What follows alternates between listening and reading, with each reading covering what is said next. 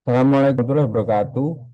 Kami dari kelompok 2 akan mereview 4 artikel jurnal internasional tentang implementasi protokol Constraint Application Protocol atau lebih dikenal dengan CoAP pada berbagai platform hardware Internet of Things. Keempat artikel yang akan kami review adalah yang pertama dari Games dan Hester pada tahun 2024 dari konferensi IEEE Southeast-Con tentang evaluasi co-ed pada Raspberry Pi. Kemudian yang kedua ada Khalil dan kawan-kawan dipublikasikan pada tahun 2024 dari IEEE DCAS tentang desain hardware akselerator co-ed pada FPGA. Ketiga, Manurung dan kawan-kawan dipublikasi pada tahun 2025 dari IEEE Internet of Things Journal tentang co-apps untuk pertanian presisi menggunakan ESP32. Dan yang keempat, dari Hugh dan kawan-kawan dipublikasikan pada tahun 2025 dari jurnal sensor MDPA tentang sistem pemantauan visual wide area berbasis NB-IoT dan co-app. Sebelum masuk ke review artikel, mari kita pahami dulu konteksnya, yaitu tentang perangkat IoT umumnya memiliki sumber daya yang terbatas, yaitu yang pertama CPU lambat, RAM kecil, dan daya baterainya terbatas. Mereka sering beroperasi di jaringan dengan bandwidth rendah dan rawan gangguan. Untuk mengatasi tantangan ini, IETF mengembangkan Constraint Application Protocol atau CoAP yang distandarisasi dalam RFC 7252. CoAP memiliki beberapa keunggulan. Yang pertama, header binar tetap hanya 4 byte, berjalan di atas UDP, sehingga mendukung multicast dan komunikasi asinkron, menyediakan dua tipe pesan, yaitu confirmable atau yaitu CON, yang memerlukan konfirmasi untuk keandalan, dan non-confirmable atau NUN yang lebih hemat daya, serta fitur observe untuk notifikasi real-time dan block waste transfer untuk mengirim payload besar. Keempat artikel yang akan kami review mengeksplorasi implementasi CoAP pada platform hardware yang berbeda, yaitu yang pertama pada Raspberry Pi, yang kedua FPGA, kemudian ESP32, dan NB-IoT. Dan untuk artikel yang pertama yaitu ini dari Games dan Hester dipresentasikan di IEEE Southeast-Con pada tahun 2024. Penelitian ini mengevaluasi kinerja co-apps pada platform ARM-based, yaitu Raspberry Pi dengan model 3B, 3B+, dan 4B. Model penelitian ini menguji variasi ukuran payload dari 100 byte hingga 1 megabyte dengan block size, protokol transport UDP, dengan DTLS, opsi keamanan PSG, dan RPK yang bersertifikat, serta membandingkan dua library populer, yaitu LabCoApps bahasa C dan EIO CoApps atau Python. Pengujian dilakukan dalam jaringan PKN gigabit internet. Hasil penemuan ini yaitu yang pertama, latensi CoApps tanpa keamanan berkisar 20 sampai 50 milidetik. Dengan Raspberry Pi 4B yang terbaik karena memiliki CPU 1,5 GHz. Yang kedua, ketika keamanan DTLS diaktifkan, latensi melonjak menjadi 150 sampai dengan 300 milidetik. Kenaikan terjadi sampai dengan 12%. Kemudian yang ketiga, library co-apps jauh lebih efisien daripada IO co-apps. Utilisi CPU hanya 12 sampai 8% dibanding 35 sampai 45%. Dan konsumsi memori 2,5 MB dibanding 8 sampai 10 megabit. Kesimpulan dari artikel ini yaitu untuk deployment produksi yang mengutamakan efisiensi, gunakan Raspberry Pi 4B dengan library CoApps tanpa DTLS. Jika keamanan tidak diprioritaskan, maka perlu menggunakan PSG daripada sertifikat untuk mengurangi overhead.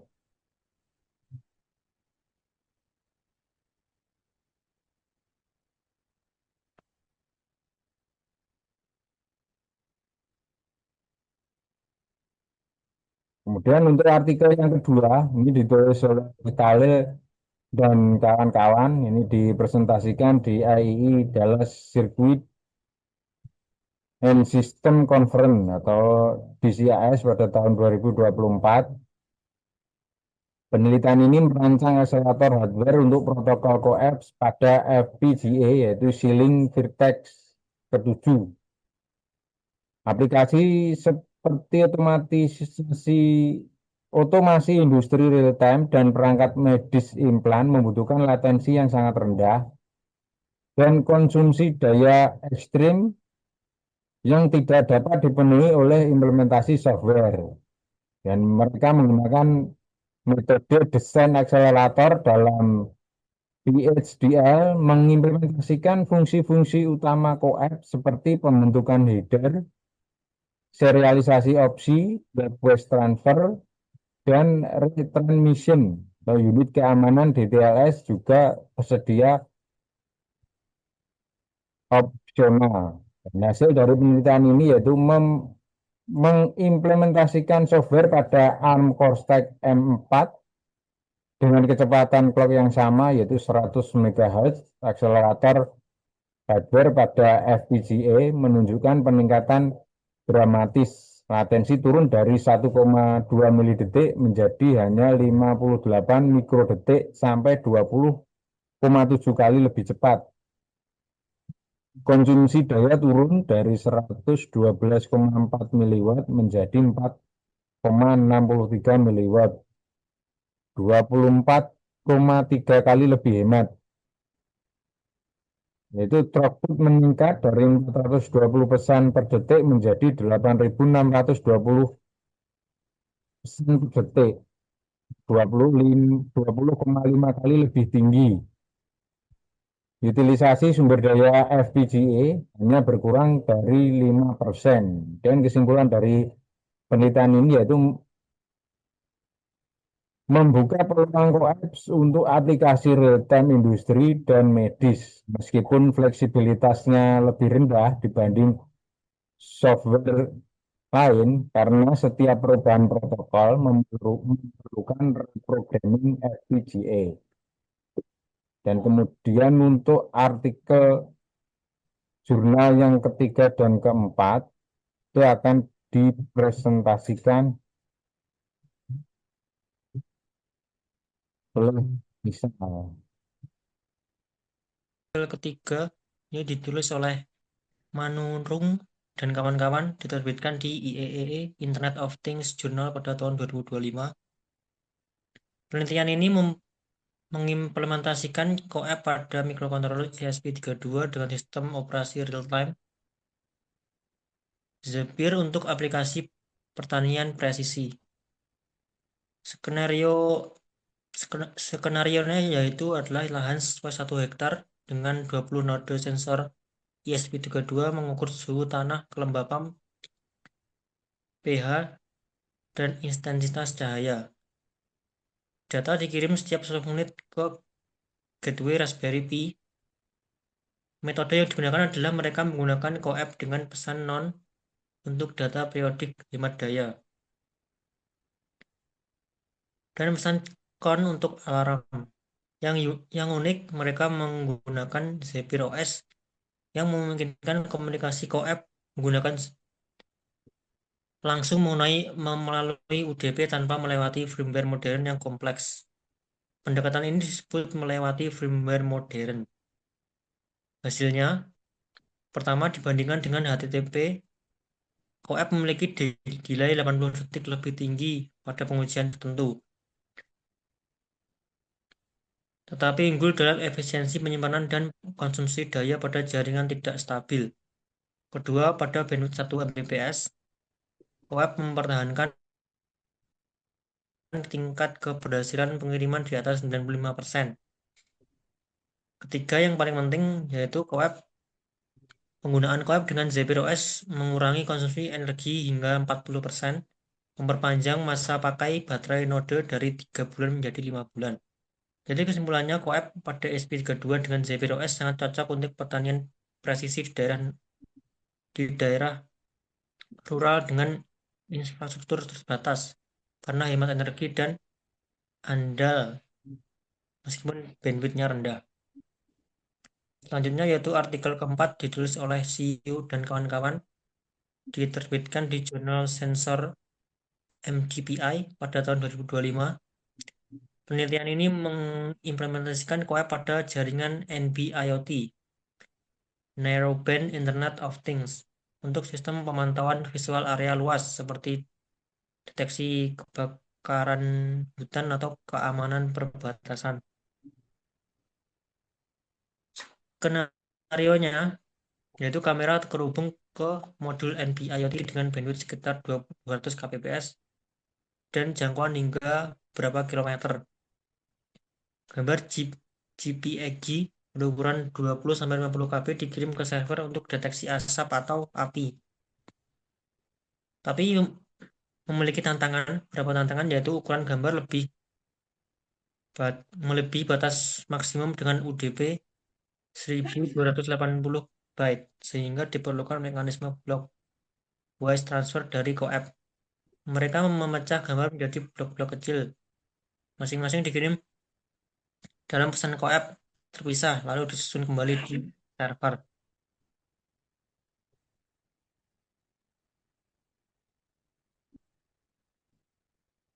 Hasilnya, yang pertama yaitu akurasi pengenalan gambar menggunakan metode deep learning mencapai lebih dari 98%. Kedua, overhead protokol web hanya 4 hingga 8% dibandingkan UDP, raw UDP, tetapi memberikan keandalan yang lebih baik berkat mekanisme konfirmasi. Ketiga, latensi end-to-end untuk transfer satu gambar 50 KB sekitar 2-3 detik yang masih dapat diterima untuk aplikasi deteksi dini. Kesimpulannya, kombinasi NB-IoT dan Coep dengan Blockwise Transfer layak untuk pemantauan visual di area terpencil, overhead rendah, dan keandalan yang cukup baik menjadikan Coep unggul dibanding HTTP atau MQTT dalam skenario bandwidth sangat terbatas. Setelah mereview keempat artikel, kita dapat menarik beberapa poin perbandingan menarik. Yang pertama yaitu dari sisi latensi, Raspberry Pi 4B menawarkan latensi terendah untuk aplikasi umum yaitu 20-50 milisecond, tetapi FPGA jauh lebih unggul untuk real-time ekstrim, yaitu dengan nilai 58 mikrodetik. ESP32 dan NB-IoT memiliki latensi lebih tinggi, yaitu 45 milisecond hingga berapa detik, sesuai dengan karakteristik aplikasinya. Kedua, dari sisi konsumsi daya, FPGA paling hemat, yaitu mengonsumsi 4,68 megawatt, diikuti ESP32 dengan penghematan 40% dibanding HTTP. Kemudian Raspberry Pi yang konsumsi daya lebih tinggi karena merupakan single board komputer. Ketiga, dari sisi keamanan, semua artikel sepakat bahwa DTLS memberikan overhead signifikan, keamanan latensi hingga 20% pada Raspberry Pi.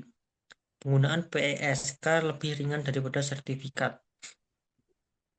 Keempat, dari sisi aplikasi, web terbukti adaptif dari pertanian presisi hemat energi, robotika dengan keandalan tinggi, pemantauan visual jarak jauh, hingga akselerator hardware untuk industri. Secara keseluruhan tidak ada platform yang mutlak terbaik. Pemilihan tergantung pada prioritas aplikasi, latensi, daya, biaya, atau jangkauannya. Kesimpulan dari review kami, keempat artikel ini membuktikan bahwa CoAP adalah protokol yang sangat fleksibel dan efisien untuk beberapa platform hardware IoT. Games and Hester menunjukkan pentingnya pemilihan library, yaitu LibcoAP dan lebih efisien. Khalil dan kawan-kawan membuka jalan untuk hardware akselerator.